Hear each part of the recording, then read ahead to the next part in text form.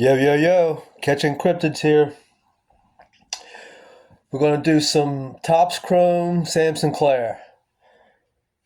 You saw the Mothman and Frogman already.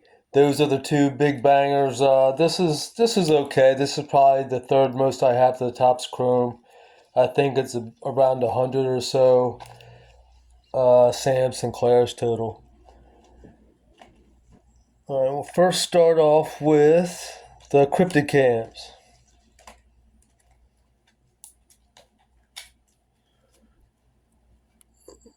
I don't think I ever PSA 10. We know those PSA 10s are tough to get in Chrome. I don't think I ever told you guys actually how I got back into collecting again. I used to collect a lot as a kid. Baseball and football pretty much. And then just got really into athletics, so didn't really have time to collect, but I always loved it. And then my brother, he's 8 years younger than me, he kept collecting, but unfortunately he got into it in the junk wax era. But no one knew that until a decade or two later. So pretty much all his cards are worthless. But my generation of cards actually had some really good value. Actually, some of it.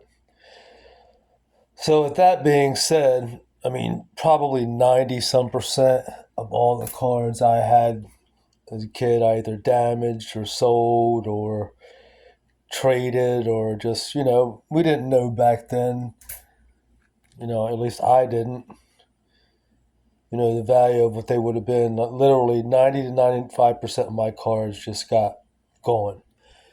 But I guess somehow, some way, I hid some cards from myself.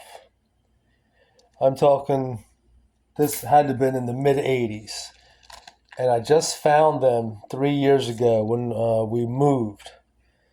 So you're talking, 30, 40 years? So, I'm sorry, here, that is the X-Fractors. I only have a couple of the X-Fractors. So in that collection, there was a Joe Montana collection. Had about, I don't know, 15, 20 cards in it total, a few rookies, and some other cards.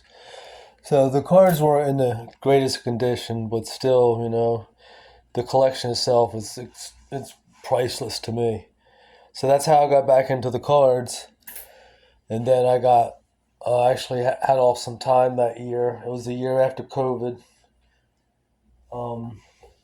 COVID, yeah, it was pretty. COVID was pretty killer for me being in the pizza business. I think I had 5 or 6 days off all year, working 90 hours. But it was all in the store, very, very physically draining. So I got able to take off some time the year after the pandemic was over. And that's when we moved and I got into the cards. So after I found the collection, I started getting back into the collection with the times I had. So I got in, actually that's when the great rookie class just had been there for baseball. I think one of the best rookie classes of all time. With Otani and Acuna was great. They had like a few players, but I think the class after that is could be even better. So those 2 years time frames, 2018, 2019, I think possibly could have some of the best rookies of all time in that 2 year frame. So luckily that's when I got back into it. I got really heavy into the baseball. And then that's when I came back into actually into the METAZOO. All right, we'll go some gold now. Didn't mean to be so long-winded with that, but just wanted to let you know. A few gold Sammies. Yeah, I wanted to get some Sam because, he's supposed to be the dude.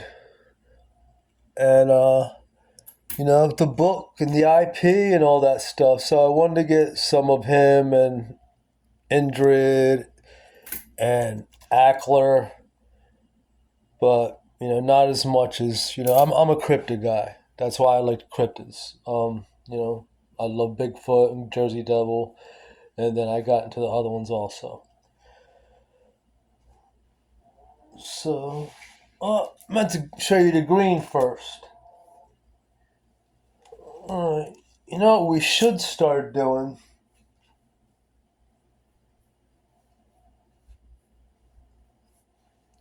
is really guessing at how much debt they have.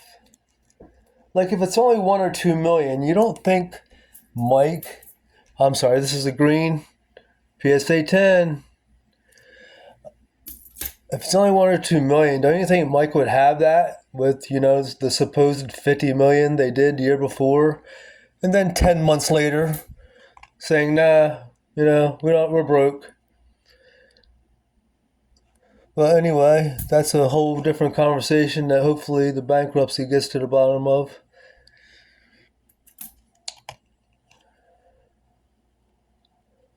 But if it was only 1 or 2 million, don't you think, if this was his dream, his baby, he loved this so much that, he would like, come on, that's all it is?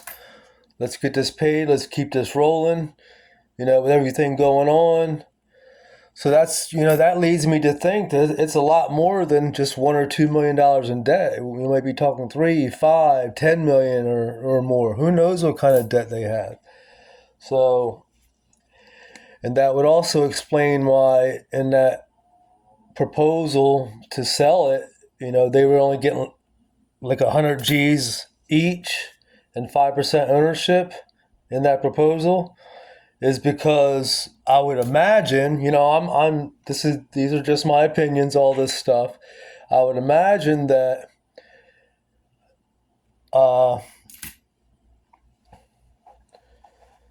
that's why they were getting so little monies, because they had so much debt, and whoever was buying it would say, all right, we'll clean up this mess, pay off this debt, and this you only get this, and goodbye. So like I said, there's just a couple things that make me think it's just there's a lot of debt.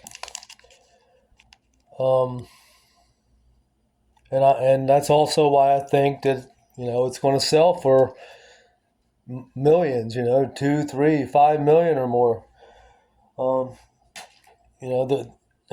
Think about what they have. They got all that inventory. They have all these connects now. These big corporate bigwigs in these companies. They have a lot of very good things. They have distribution of all those companies, and they're under that umbrella management of WME. So they have all those they're like brother and sister companies, that they have access to.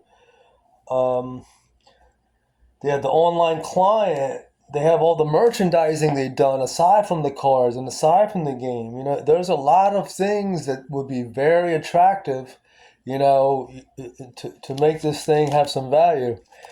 All right, we'll do some oranges. Sam, 9.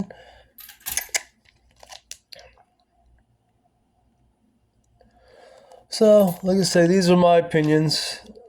Had to hear everyone else's opinions for all this time. I've just been in chat rooms. Now,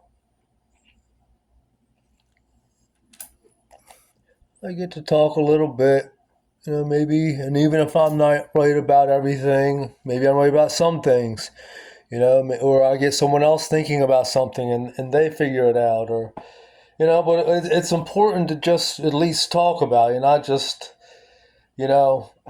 guess and pull things out of the air, just to try to use logic, try to, put pieces together and things like that when you come to these types of conclusions. But another really big thing that no one's been talking about, or maybe even no one knows, I've listened to probably, I would imagine, close to 100% of Mike Waddell's interviews, well into the high 90s. Because when I invest in something, I want to know what's going on. I want to hear what's going on. And in one of his interviews, he mentioned about 1,000-page book. He talked about story Bibles, and he talked about, he couldn't have the 1,000-page book, so he broke it down to 300-page books because a kid would never read a 1,000-page book. And, I'm paraphrasing, obviously, but in a nutshell, that's what he said in this interview. So, and that book could be more valuable than anything, if it tells a story and along with everything else that has been done. So, like I said, I think there's a lot of value in this company, and it's going to go for more than probably people think it will. Anyway, that's going to be the Sammy collection of Topps Chrome.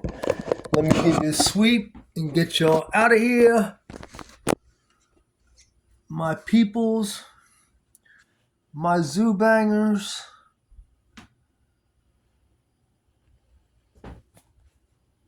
Next part is going to be, let me get over here. They were the refractors, they were the refractors. These are the base. You say there's about 100 total, give or take a few. There was 400 frogs, 300 moths, almost 300 moths. Now we'll go Sam. Slow it down a little bit for the bangers.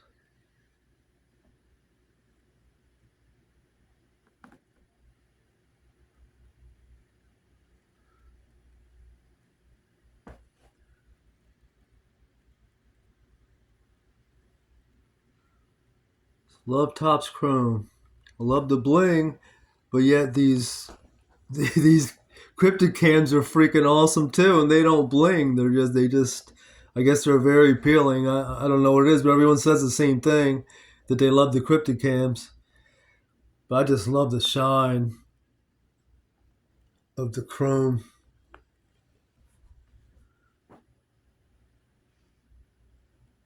I mean, I think it's hands down the most appealing set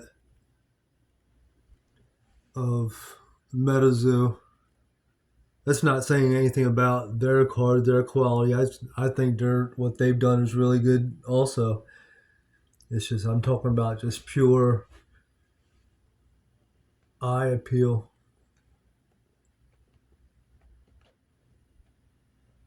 All right, Topps Chrome Sam. I'm out. See you next one. I think we're going to do Bigfoot next video.